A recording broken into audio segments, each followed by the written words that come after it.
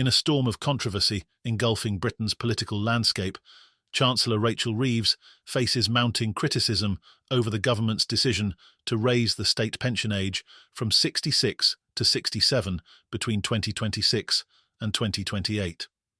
What may appear to some as a routine adjustment has set off a cascade of outrage as new findings expose the profound implications this change could have for the nation's most vulnerable citizens.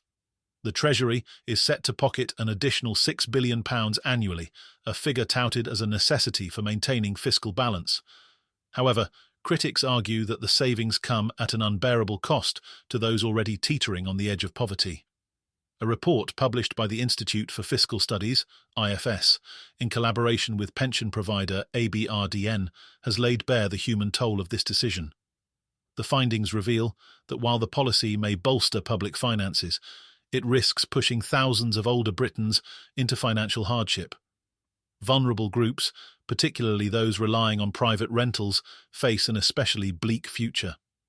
Historically, home ownership has provided a safety net for retirees, shielding them from the volatility of rising housing costs. Yet the data paints a grim picture, where just 4% of those born in the 1940s rented privately in their mid-50s. That figure has surged to 10% for those born in the 1960s. This trend, projected to continue, places an ever-growing segment of retirees at the mercy of high rents and inadequate state support. Among the hardest hit are private renters, whose poverty rates are 3 times higher than those of their homeowner counterparts. For these individuals, housing costs represent an insurmountable burden. The lack of affordable rental options, coupled with limited access to housing benefits, exacerbates their financial vulnerability. Many are forced to make impossible choices between basic necessities such as heating, food, and rent. The IFS report underscores the urgency of addressing this issue, warning that failure to act could lead to a dramatic rise in pensioner poverty. Margaret, a 66-year-old retired nurse from Manchester, is one of many facing the grim reality of these policies. A lifetime of hard work has left her with little to show for it as she struggles to afford her privately rented flat. "I thought retirement would be a time to rest, to finally enjoy life," she says, her voice tinged with despair. "Instead, I'm constantly worrying about how I'll make it through the month. My pension barely covers the basics, and rent keeps going up. It feels like the system is designed to push us to the brink." The government, aware of the growing discontent, has proposed measures to mitigate the impact of the pension age hike. The IFS outlines several potential solutions, though each comes with significant trade-offs. One proposal suggests offering targeted support to those just below the pension age who are on universal credit. This measure, costing an estimated £600 million annually, could help lift approximately 30,000 households out of poverty. While significant, this figure represents only a fraction of those affected by the policy. Another option focuses on providing assistance to individuals receiving both universal credit and health-related benefits. This more targeted approach would cost £200 million per year, but would impact only 3,000 households. Though fiscally conservative, critics argue it fails to address the broader scope of the problem.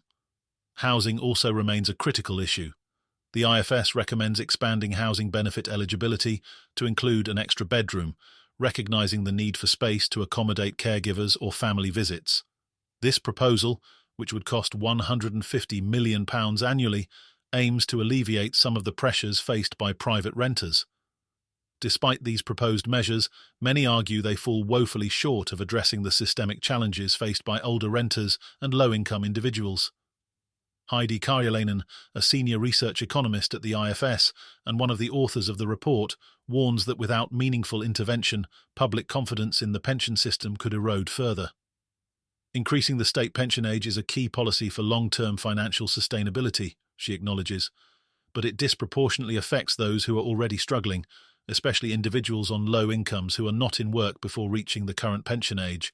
If we don't support these groups, we risk undermining trust in the entire system. The broader implications of these policies extend beyond financial strain. For many, the psychological toll of navigating an uncertain future is overwhelming. Retirees who had planned for a modest but secure life now find themselves grappling with stress, anxiety, and a sense of betrayal. The government's emphasis on fiscal responsibility, while important, appears increasingly detached from the lived realities of those it claims to serve. As the debate intensifies, attention has also turned to the potential political fallout. Opposition parties have seized upon the issue, framing it as emblematic of the government's failure to protect the most vulnerable. Labour's handling of the state pension age is particularly contentious given the party's traditional emphasis on social justice. For many, Reeves's stewardship of this policy represents a stark departure from those principles. Critics argue that her focus on fiscal prudence risks alienating key segments of the electorate, particularly older voters who feel abandoned by a system they've contributed to for decades. Meanwhile, the issue of pensioner poverty is compounded by broader economic challenges. Rising inflation, stagnant wages, and a housing crisis have created a perfect storm for low-income retirees.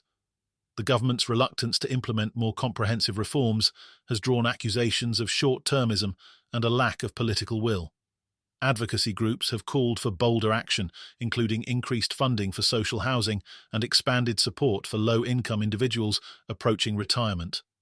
In the midst of this escalating crisis, stories like Margaret's serve as a poignant reminder of the stakes involved.